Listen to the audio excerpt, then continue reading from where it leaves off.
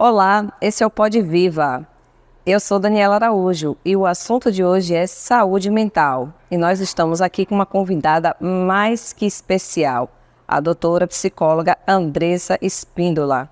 Ela é graduada pela FAM desde 2016 e pós-graduada em psicologia da Organização e do Trabalho pela Faculdade Hélio Rocha. Tudo bem, doutora? Tudo bem. Seja bem-vinda ao nosso Pod Viva. Vamos então começar o nosso bate-papo. Eu gostaria de dar uma introdução sabendo sobre ainda existe um preconceito com relação à pessoa ir ao psicólogo? Sim, ainda existe. Esse preconceito a gente traz, né, de alguns anos atrás, algumas décadas, e por incrível que pareça, ainda persiste. Ainda existe muito, tanto dos adultos quanto das crianças, né? Então, essa questão do preconceito partir do adulto para a criança e do adulto para o adulto. Então, ainda vem essa ideia de que só se busca um psicólogo que está louco, né? E não por prevenção ou por cuidados. Exato. E não sabendo que a terapia é uma coisa que auxilia muito na vida da pessoa em vários âmbitos, né? Exatamente. Porque aí vem várias questões, né? Não só a questão de depressão, de ansiedade, como a dislexia, o TDAH, o autismo.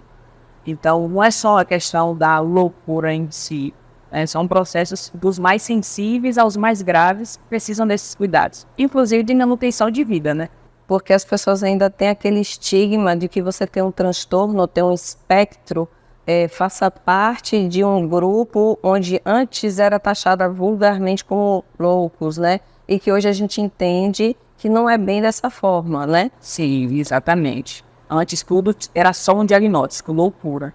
Hoje a gente tem diagnóstico de várias patologias e que a gente entende que com um acompanhamento psicológico a gente consegue organizar essa forma de funcionamento de uma certa forma.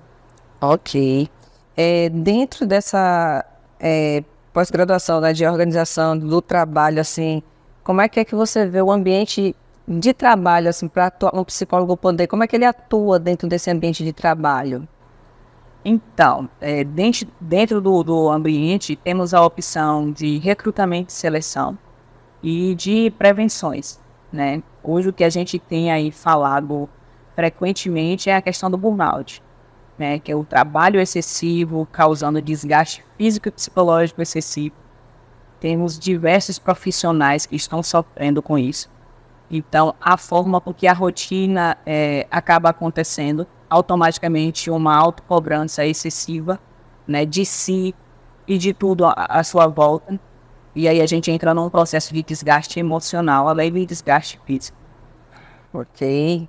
E, doutora, os desafios da vida moderna, ansiedade, e a velocidade da vida moderna, no caso, como você descreveria o ritmo da vida atual marcado por uma multiplicidade de afazeres e constantes cobranças? Tem a ver um pouco com essa pergunta anterior que eu fiz, mas aqui é no geral, não só no ambiente de trabalho. Sim, então, realmente hoje a gente tem uma vida mais corrida, mais acelerada. E aí a gente acaba se perdendo nesse processo de correr para adiantar, para fazer logo. Então, estudar, adquirir uma profissão, trabalhar, ter uma renda melhor. E aí vem a falta de percepção do momento em que você precisa para você mesmo.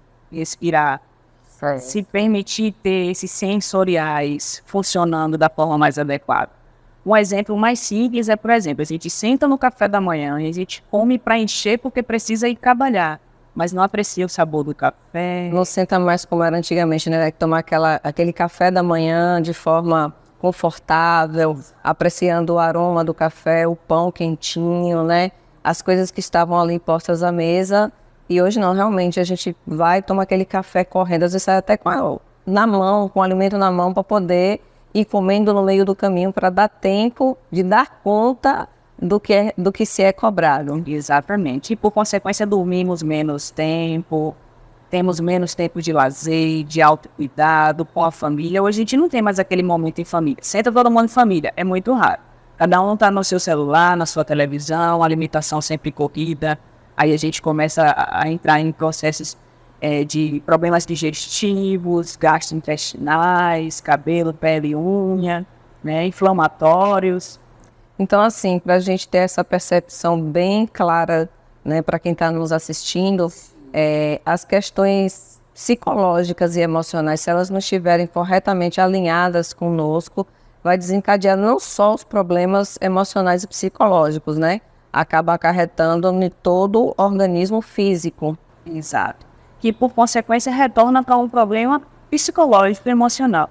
E, por exemplo, o intestino preso, a irritabilidade é certa, né? Então, a gente começa a se questionar por que eu estou irritado, por que eu estou sentindo dores, por que eu não durmo bem. E aí vem processo de ansiedade, crises de pânico, processo de depressão, né? Que vem não somente disso, como também vem uma disposição genética, né? Então, existe aquela disposição lá, foi incentivada diante dessa vivência, é certo que venha acontecer. Ok. Quais são os principais desafios enfrentados pelas pessoas em geral nesse contexto? Qual o principal desafio que você consegue visualizar dentro do seu consultório que é enfrentado pelas pessoas diante desse contexto? É exatamente essa percepção do agora, né? Sempre o correr para chegar num momento que parece estar preso no futuro e não entender que o que a gente está vivendo realmente é agora. Depois a gente não tem essa certeza. Então as pessoas têm uma dificuldade muito grande de entender esse momento agora, de voltar e se perceber. E aí vem sempre a justificativa do que, Andres, eu não tenho tempo, eu tenho que correr para trabalhar, é filho para arrumar, são as contas cada conta, tá, mas e a percepção de que se não tem saúde, não tem trabalho, se não tem trabalho, não tem contas a pagar, né? E que tudo vem do momento do agora. Senão a gente junta esse balde de problemas, conflitos e acaba gerando esses transtornos. Mas a dificuldade maior realmente é de sair desse futuro em que as pessoas estão presas ou do excesso de passado e vivenciar o agora e tentar organizar a sua vida de uma forma mais saudável. Você falou aí do excesso de passado, isso logo me chamou a atenção, né? Eu, particularmente, eu tenho esse probleminha de viver muito com o pé no passado, né? E eu percebo o quanto isso prejudica a minha vida, né? O meu emocional, o meu psicológico. Qual a dica que você dá para quem está em casa agora nos vendo? Como conseguir fazer essa moderação desse processo de você estar com esse pezinho ou muito preso no passado ou muito preso no futuro e esquecendo de viver o presente? Sim, tornar esse processo consciente sobre estar preso no passado ou estar muito preso no futuro é um processo que demora muito tempo, demanda muito tempo e exigência. Porque, por exemplo, uma pessoa com 40 anos de vida, ela tem 40 anos de vida, de vivência, de história. E talvez ela esteja presa nesse processo há 30 ou há 20 anos, que é muito tempo. Não existe, assim, aquela receita de bolo, ó, você faz isso e de repente você deu o start. Não existe. Ele é realmente um processo, né? Então, assim, a questão do o que é que eu posso fazer, primeiro é tornar consciente essa questão do perceber que, poxa, eu estou muito presa nas minhas questões do passado e eu estou muito presa nas questões do futuro. O que é que eu posso fazer para resolver enquanto isso? Buscar a terapia, que é um processo. Não tem aquele estalo que de repente você sai de lá, sai daqui e espera esse momento. Entendi. Então demanda Realmente todo um processo. Exato. E procurar, gente, ó, e procurar o psicólogo. Não significa que você esteja com nenhum tipo de problema mental. Fazer terapia é bom. Eu estou fazendo pesca aqui, viu, gente? Vamos agora fazer uma coisa bem relaxada, porque eu quero fazer assim, ó, as pescas, tá? Por favor. Descontrair um pouco, para não ficar uma coisa muito assim, né? A gente está falando de saúde mental, a gente sabe que é uma coisa extremamente séria, mas a gente também precisa descontrair um pouco, porque senão fica aquela coisa engessada. E a gente não quer uma coisa engessada para vocês, a gente quer uma coisa espontânea para vocês e vocês saberem que nós as duas estamos aqui de uma forma muito natural, muito espontânea, para falar de um assunto muito sério, mas que ao mesmo tempo a gente quer trazer esse assunto com bastante leveza, tá? Doutora, como as redes sociais e a comunicação digital, especialmente via WhatsApp, influencia a saúde mental das pessoas? Como você percebe isso, essa influência, né, da manipulação dessas redes sociais, de WhatsApp, que as pessoas chegam até a sua clínica? Como é que isso tem influenciado? Então, a internet, ela veio como uma ferramenta, assim, bem positiva e, na mesma medida, bem negativa. Influencia de diversas formas, incluindo a questão do adulto e a questão da criança, que também são de formas diferentes. Do adulto, basicamente, ficou mais prático porque tudo a gente resolve pelo aplicativo, mas ficou mais vago, porque acaba que vem essa necessidade de estar sempre atualizando o aplicativo, necessidades de curtidas, de atenção, de conhecer outras pessoas. Então, assim, acaba caindo no mundo de uma ansiedade. Por que é gerada essa ansiedade? Quando a gente vai para questões de vídeos e aplicativos, a gente diminui o nosso processo de criatividade. Quando a gente reduz o processo de criatividade no nosso cérebro, a gente entra num processo de ansiedade. São informações prontas e a gente tem uma necessidade de estar deixando sempre organizada. Então, a questão do adulto focado na internet e em aplicativos é desenvolvida essa ansiedade exatamente pela falta de criatividade, que é diferente, por exemplo, da gente ir até um ambiente social externo, numa pizzaria, num barzinho, conversar com alguém, conhecer alguém, distrair. Esse é um processo de criatividade. O processo de vago, que vem da questão da internet, é assim, estar num aplicativo, instalar um aplicativo ali no celular e de repente está aparecendo pessoas na qual você dialoga ali, mas na vivência social você não consegue dialogar. Não existe o calor humano, o contato, né? Isso. Exatamente. Já na criança, a criança hoje ela tem uma dificuldade de desenvolver a criatividade e interatividade, exatamente porque se coloca sempre a criança para acalmar, ou seja, ficar quieta, através de um desenho ou de um aplicativo que ela fique sentada assistindo. Então hoje a gente vê uma grande quantidade de crianças, por exemplo, ao mesmo tempo que faz uma refeição, ela está sentada assistindo na tela. Exatamente. Eu enfrento esse problema, inclusive, com meu filho, né? Ele tem TDAH e ele tem um aparelho de celular já com quase 10 anos. E eu não imaginei o estrago que seria, porque eu dei o aparelho no intuito de comunicação. Sim. E aí o aparelho acabou se tornando um extensor do corpo dele. Tudo que ele faz é com o aparelho de celular na mão. Tudo. Ele bota o fone de ouvido, ele vai almoçar, ele vai...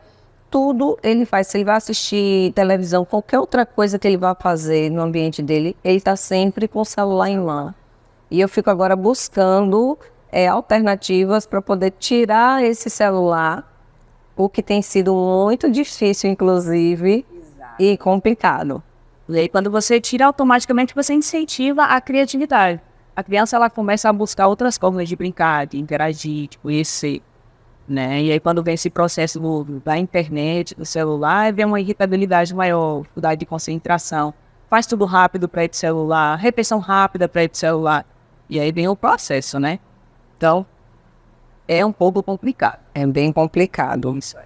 De que maneira o uso excessivo das redes sociais podem contribuir para o aumento dessa ansiedade?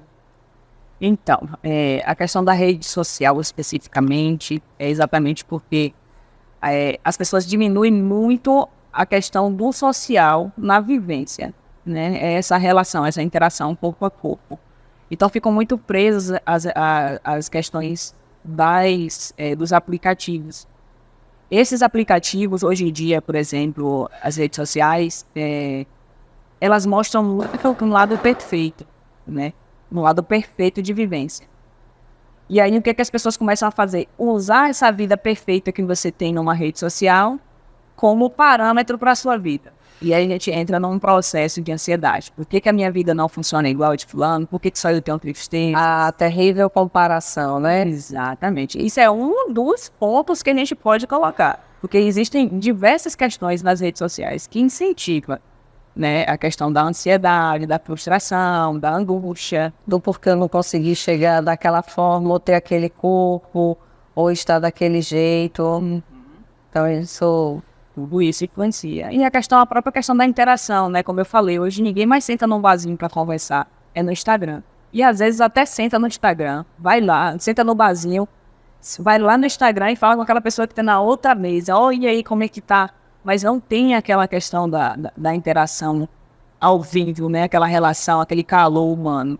Então, assim, as redes sociais traz muito essa questão do ponto de referência de uma vida perfeita, da falta de contato presencial, da necessidade de curtidas, a necessidade de status, e estar sempre se exibindo de uma forma que precise ter essa aprovação do público, o que as pessoas acham em relação a mim.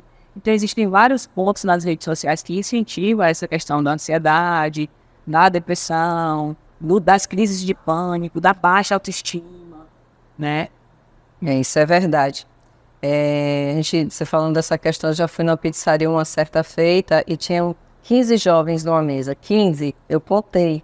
E todos estavam no celular, a gente não via eles conversando, perguntando, e aí, como é que foi o babo? E aí, você fez o quê? Vai ter alguma balada legal? Eram jovens adolescentes e todos estavam no celular. Exatamente. E, infelizmente, tanto a rede social quanto a internet no geral, ela tem causado esse problema, né, que geram vários outros, desde o emocional até a questão física, como eu falei, né, o processo de se alimentar bem, tudo isso. Doutora, como você caracteriza a ansiedade? Como é que você percebe que aquela pessoa está no processo de transtorno de ansiedade? Então, a ansiedade por si só ela é um processo natural, né? Todos nós, de alguma forma, em algum momento, ficamos ansiosos. Quando vem para uma questão da necessidade da terapia, a gente já observa que a ansiedade, de alguma forma, ela está atrapalhando a rotina dessa pessoa. E eu costumo questionar de que forma. Porque sintomas de ansiedade, ela funciona em algumas pessoas de formas diferentes.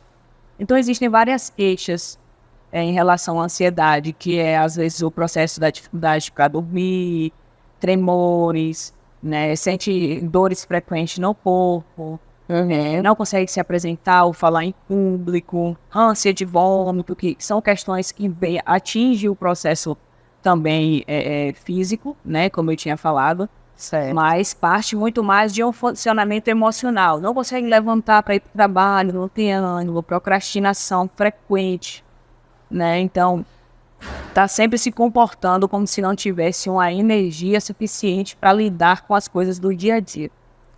E a partir da ansiedade, pode-se gerar outros tipos de transtornos? Sim. A partir da ansiedade e fora dela também, né? O processo de ter que lidar com a rotina de uma forma intensa, puxada e com dificuldade pode gerar as questões de crises de pânico, a depressão, né? E questões que vai se agravando, questões que vão se agravando a ponto de, por exemplo, chegar num processo mais grave de uma esquizofrenia, né? Através de uso de drogas, né? O álcool também, que é conhecido como droga. Então, assim, o tratamento, ele precisa acontecer assim que observado. Se observou que está tendo dificuldade de seguir essa rotina, busca terapia. Porque ele tende a desenvolver para patologias mais complicadas. Mas agora, assim, nos dias atuais, vamos falar um pouco, assim, pós-pandemia, que eu acho que atenuou muito essas questões, né, de saúde mental. Quando é que um paciente, ele vai e busca ajuda? Quando é que ele chega nesse momento, assim, de buscar a ajuda do psicólogo? Então, quando ele percebe que realmente ele não está conseguindo lidar mais com a rotina. Então, não consegue levantar para ir trabalhar, procrastina muito, sente choro frequente, angústia frequente, né? Não consegue memorizar as coisas fáceis do dia a dia, onde deixou uma chave, o que é 10 mais 10, foge da linha de raciocínio básica. Então, assim, quando a pessoa ela percebe que o funcionamento emocional e psicológico está muito fora do comum, aí elas buscam a terapia, né? Principalmente quando tem a questão do choro frequente. Geralmente é essa queixa, Andresa, eu tenho chorado muito, não tenho a mínima ideia do porquê, tenho me sentido triste, estou deixando as coisas para fazer depois e não faço, me sinto culpada com frequência.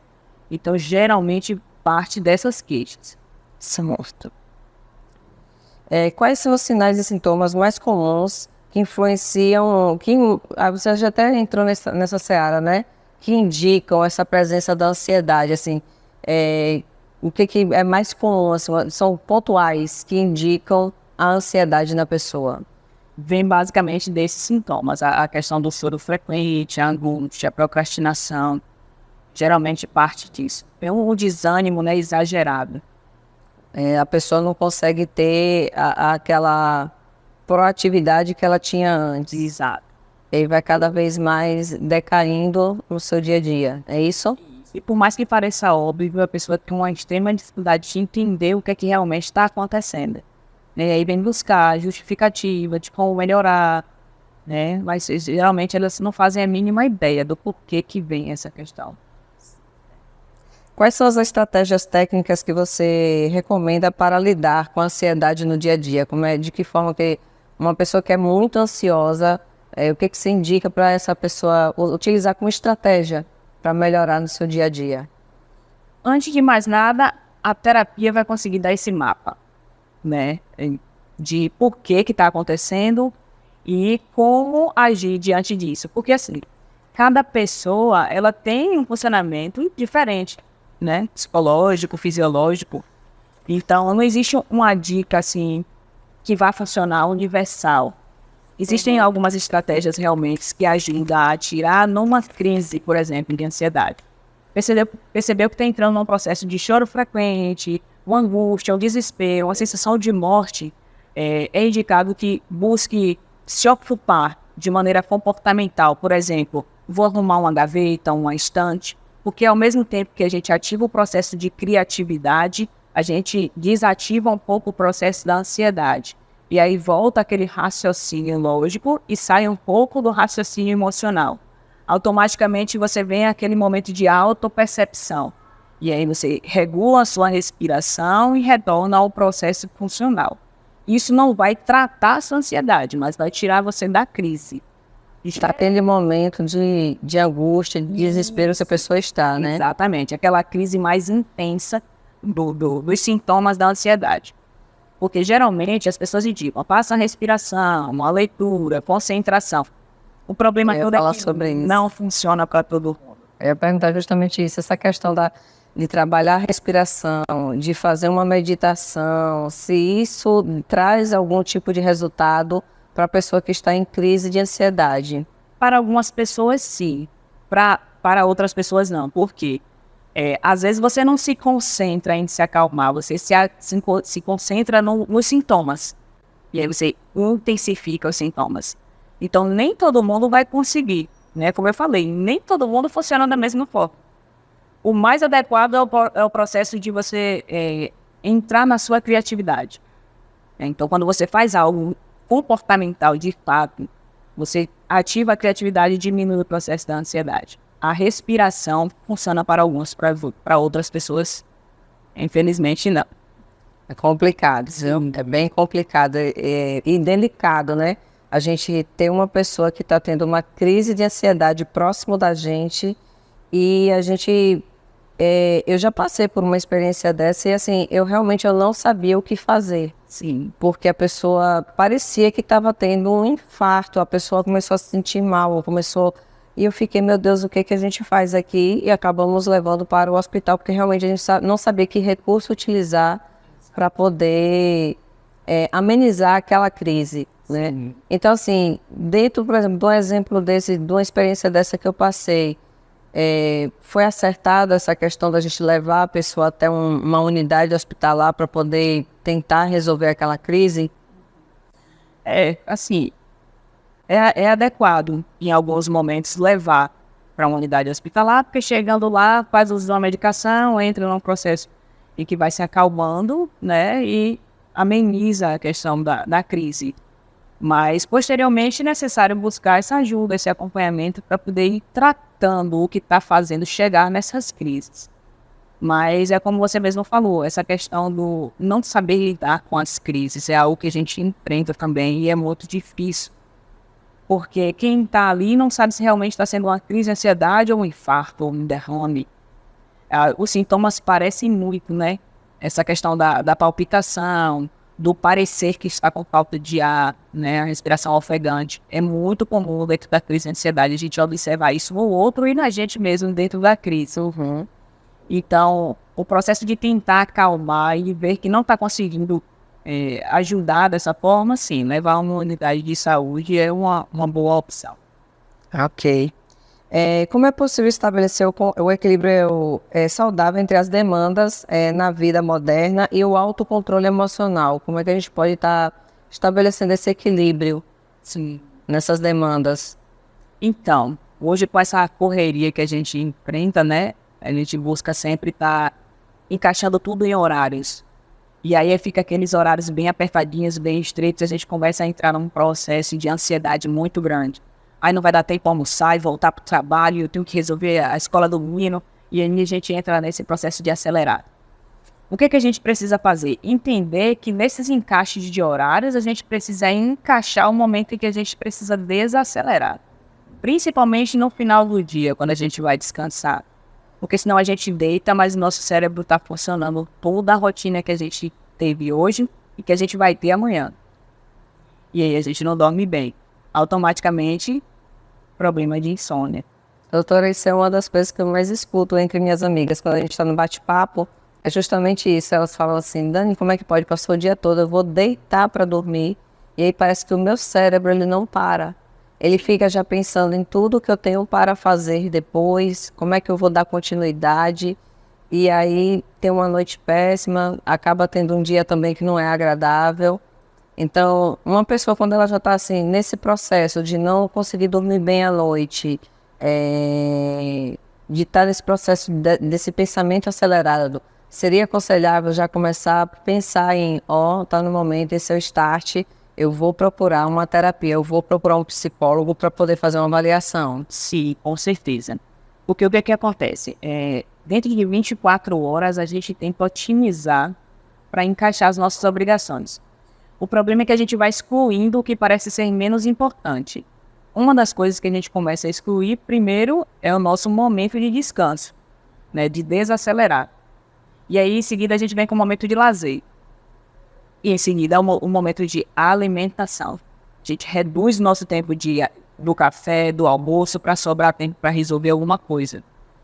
A questão é que a gente quer resolver tudo para no dia seguinte resolver tudo novamente. Quando é que para? A gente precisa se perguntar. Quando é que está o limite aí, né? Exato. Então, assim, durante o dia, temos obrigações como o café da manhã, o almoço, a janta, o trabalho, o descanso. Por que não tem o autocuidado? É diário, precisa ser diário. Não é para tomar um banho correndo, escovar os dentes correndo, tomar um café correndo, para fazer um trabalho correndo, para dormir correndo e acordar correndo, buscando o quê? O período da morte. Uhum. Então a gente está correndo para um fim. Mas qual é esse fim? Você está vivendo o processo? Está Exatamente. entendendo o hoje? Então por que se corre? Ai, Andressa, eu tenho que pagar as contas, eu tenho que correr porque senão vou ser demitida. Tá, mas está pagando as contas de quê? Não é do que você está vivendo? E você está vivendo ou sobrevivendo? Então o problema se resume em basicamente isso. Não se para mais para tomar um banho com calma, perceber o corpo, olhar se está tudo ok, hidratar um cabelo com calma, cortar umas unhas, hidratar uma pele. É um banho simples, rápido, uma maquiagem rápida. Exatamente. Né? Se alimentar rápido, e seu intestino, e seu estômago, e apreciar o sabor das coisas. Então a falha está nisso. Então, essa é uma das dicas de ouro para quem está nos assistindo, né? Sim. Ter um tempo para você mesmo, o autocuidado, a palavra mágica, autocuidado. Doutora Andressa, muito obrigada, foi um prazer imenso conversar contigo. E eu gostaria que você deixasse um recadinho e seu arroba, onde o pessoal pode te encontrar. Eu que agradeço, foi muito importante a gente trazer essas informações aqui, né? O meu arroba é psicóloga.Andressa Espíndola, e aí tem lá todas as informações referentes a mim enquanto profissional, os locais de atendimento. Ok, obrigada. Esse é o Pode Viva, eu sou Daniela Araújo. A nossa entrevistada de hoje foi a doutora Andressa Espíndola, psicóloga.